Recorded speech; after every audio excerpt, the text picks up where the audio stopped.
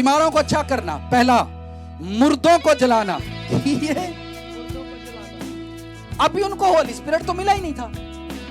Word power में जाना, किसी के हुक्म के अंदर काम करना। अब ये वर्ड पावर थी कि फेथ रखेंगे तो काम हो जाएगा, ये फेथ रखेंगे।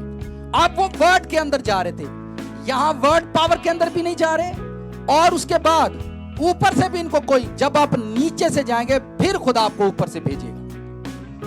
जब आप नीचे वर्ड पावर में जाते हैं, वर्ड पावर सुने क्या थी।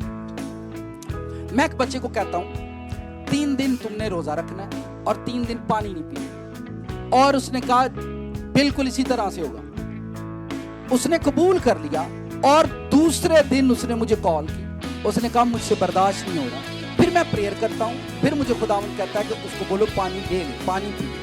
तो उसने वर्ड पावर के अंदर काम किया। खुदा ये जानता है कि आप कर पाएंगे या नहीं। खुदा ये जानना चाहता है कि आप फर्मा बरदारी कितनी करते हैं।